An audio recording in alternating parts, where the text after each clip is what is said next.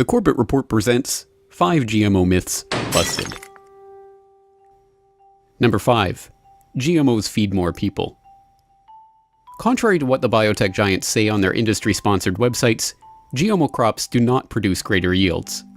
A comprehensive 2009 report by the Union of Concerned Scientists demonstrated that GMO soybean and corn produced no increase in intrinsic yield over conventional soybean and corn.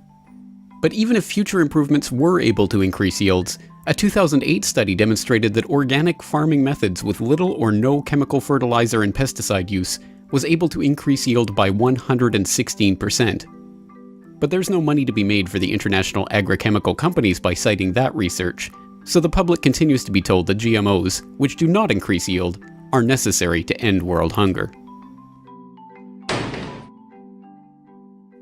Number 4. GMOs reduce pesticide use. Again, despite what the chemical companies who are spearheading the GMO revolution are telling you, these GMOs are requiring farmers to buy more of their chemical pesticides, not less. A 2012 paper concluded that the rise of glyphosate-resistant superweeds in the wake of the GMO revolution has actually increased pesticide use in the last 15 years by 183 million kilograms, or 7%. The study estimated that if new strains of GM corn and soybeans are approved for commercial use, herbicide use could increase by a whopping 50%. Still, you have to admit it's a good business move for the chemical companies that produce the pesticides to also create the GMO crops that require more pesticides. Number 3. There is no scientific proof of adverse health effects from GMOs. This is one of the most disingenuous claims of the GMO PR campaign. In reality, the FDA doesn't even test the safety of GMO crops. Instead, all GMO foods are assumed to be safe unless there is already evidence to the contrary. In other words, the FDA relies on self-reported data from the companies that manufacture the crops as to their safety. Even worse, due to legal and copyright restrictions surrounding GMO patents, independent scientists have to ask the biotech companies' permission before publishing research on their products.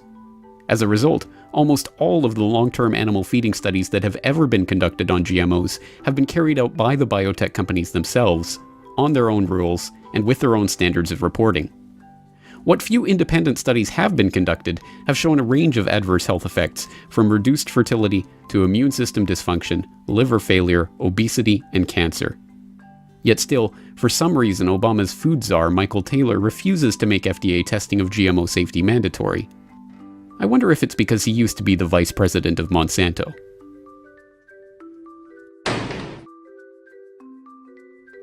Number 2. There is no difference between genetic engineering and traditional breeding techniques. Argue with a GMO proponent long enough, and they will eventually try to tell you that there is no difference between conventional breeding techniques and genetic engineering, except for the time frame involved. What used to take dozens of generations can now be accomplished in a laboratory in a short time, they say. But this is not true.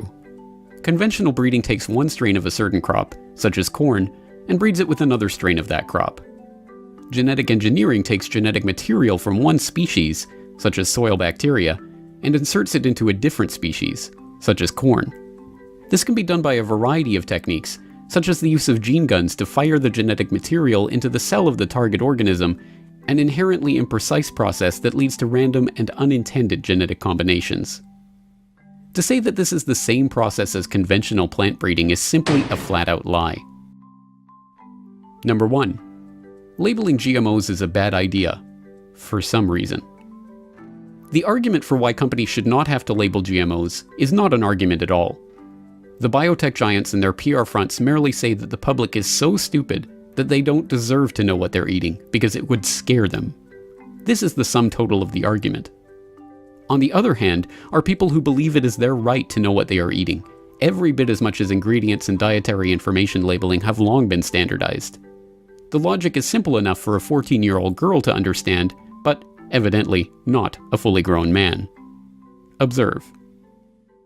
And just to clarify, GMOs, it's a genetically modified organism, and it's where they take the DNA from a species such as it can be like bacteria, virus, animal, or even from a plant, and they insert it into the DNA of another species to introduce a new trait.